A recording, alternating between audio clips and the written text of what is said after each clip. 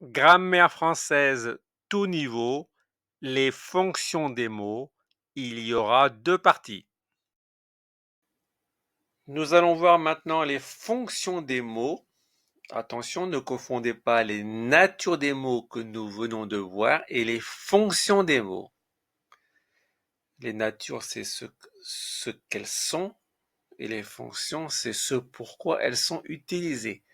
Ce sont deux choses très différentes. Alors, il y aura deux volets pour vous prévenir. Alors, nous avons trois colonnes. Les fonctions, les questions pour les reconnaître et les exemples. Alors, la première fonction, c'est la fonction sujet. Alors, quelle question on pose? Qui devant un verbe? Par exemple, Julie mange une pomme. Qui mange une pomme? C'est Julie, donc Julie est sujet du verbe manger. Bon, c'est la fonction la plus simple. Maintenant, nous allons voir les compléments essentiels. Ils sont au nombre de 3, le COD, le COI, le COS. Alors, pour trouver le COD, on pose la question quoi ou qui derrière un verbe. Je mange du chocolat, je mange quoi? Du chocolat et COD du verbe manger. Le COI, complément d'objet indirect. Les questions sont à qui, à quoi, de qui, de quoi, derrière un verbe. Il téléphone à son patron. Il téléphone à qui? À son patron, complément d'objet indirect du verbe téléphoner. Le COS, complément d'objet second, la question c'est à qui, mais avec un COD déjà présent. Il donne du pain à son fils. Il donne quoi? Du pain. Du pain est complément d'objet direct du verbe donner. À qui? À son fils. Complément d'objet second. Parce qu'il y a déjà un complément d'objet direct dans la phrase. Nous allons voir maintenant les compléments circonstanciels. Alors, ils peuvent exprimer le lieu. La question va être où? Par exemple, il travaille à Paris. Il travaille où? À Paris, complément circonstanciel de lieu du verbe travailler. Le temps, la question c'est quand. Elle part demain. Elle part quand? Demain, c'est un adverbe complément circonstanciel du verbe partir. Manière, la question c'est comment. Il joue avec classe, il joue comment? Le moyen, par quel moyen? Il voyage en avion, il voyage comment? Mais là, c'est par quel moyen il part. Donc, il y en a d'autres, hein, mais j'ai mis les principaux. Donc, vous retenez, il y a le sujet, les compléments essentiels, donc ça va prendre par cœur, les compléments circonstanciels et comment les reconnaît-on en posant les questions. Vous devez savoir aussi vos natures, que nous avons vues précédemment. Voilà pour la première partie. Alors, suite et fin des fonctions des mots, toujours avec nos trois colonnes, les fonctions, les questions et la reconnaissance, et les exemples. Là, nous allons voir les fonctions de l'adjectif qualificatif. Alors, quelle est la procédure? Quand vous devez analyser un mot, vous devez d'abord identifier quelle est sa nature. Et selon sa nature, vous allez en déduire la fonction. Par exemple, l'adjectif qualificatif, si vous avez vu que le mot que vous devez analyser est un adjectif qualificatif, il aura 4 choix de fonctions.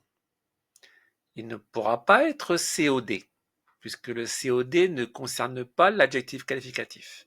Donc il faut bien faire attention à identifier la nature du mot pour en déduire la fonction. C'est très important. Alors, la première fonction pour l'adjectif qualificatif, c'est épithète lié. C'est-à-dire que l'adjectif est collé devant ou derrière un nom. Exemple, une belle maison. Belle, qui qualifie le mot maison, est épithète liée du mot maison. Voilà la première fonction. La deuxième, épithète détachée. Alors, il se trouve en début de phrase ou entre virgules. Par exemple, apeuré, virgule, c'est-à-dire qu'il a peur, c'est un participe passé. Le voleur s'est enfui, voilà, apeuré, épithète détachée de voleur. C'est le voleur qui est apeuré. Ou alors, deuxième manière de faire, le voleur, virgule, apeuré, s'est enfui. Donc là, on dit que l'adjectif est épithète détachée. D'accord? Les deux manières. Soit devant la phrase, soit entre virgules. La troisième fonction, c'est attribut du sujet. Alors la question, c'est qui derrière un verbe d'état. Un verbe d'état, c'est être et tous les verbes qui ont le même sens. Julie est sympa. Qui est sympa? C'est Julie. Sympa, c'est un adjectif qualificatif. Donc, sympa est attribut du nom Julie. Alors là, j'ai dit participe passé. N'oubliez pas que le participe passé peut être employé comme adjectif qualificatif. Nous l'avons vu dans le participe passé. Quatrième fonction, attribut du COD. La question c'est qui derrière un verbe d'état, toujours, mais se rapportant à un COD. Exemple, je la trouve sympa. Je trouve qui? C'est là. Comment? Sympa. Qui est sympa? C'est là. Donc, je trouve qui? C'est le COD. Sympa est lié à là, donc c'est attribut du COD. C'est pas je qui est sympa, c'est là. Par exemple, là, ça peut être Julie. Je trouve Julie sympa, ou alors je la trouve sympa. Sympa se rapporte à là. Il est attribut parce qu'il se trouve derrière un verbe d'état. Alors, le verbe trouver, il peut être à la fois verbe d'état ou verbe transitif. Là, c'est un verbe d'état, mais si je dis je trouve un trésor, c'est un verbe transitif, parce que derrière, il y a un COD. Mais là, c'est un verbe d'état. Donc, sympa, attribut du COD, là. Alors que là, il est attribut du sujet, Julie. D'accord? Les autres compléments. Alors, il y a le complément du nom. Les questions sont à quoi, à qui, de qui, derrière un nom. Exemple, la maison de Solène. La maison de qui? Si on pose la question de qui et devant il y a un nom, c'est un complément du nom. De Solène complète le mot maison. Donc la fonction c'est complément du nom maison. Le complément de l'adjectif, alors c'est pas la fonction d'adjectif, c'est le complément de l'adjectif. Ce sont les mêmes questions mais derrière un adjectif. Je suis fier de toi. Je suis fier de qui? De qui est posé par rapport à fier. Fier, c'est un adjectif. Donc, complément de l'adjectif. Si je veux analyser fier, fier, c'est un adjectif qualificatif. Devant, il y a un verbe d'état.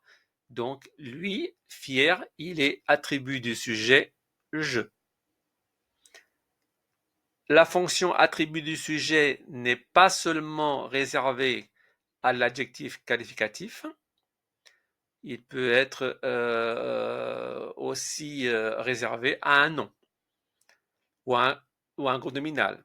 Mais la question, c'est derrière toujours un verbe d'état. Il est le roi de ce sport.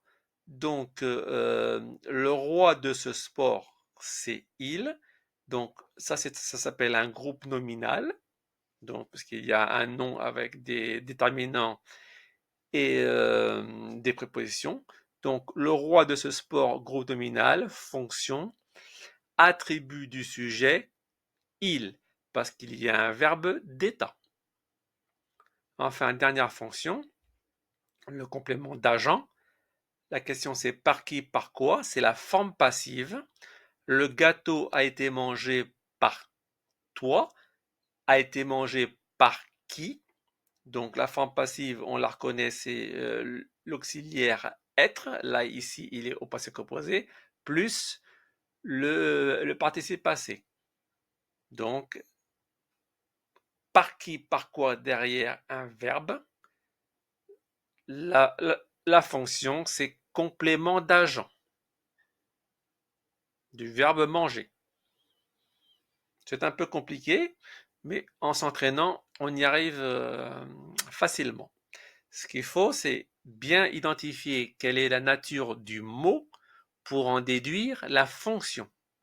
Chaque type de mot a une fonction.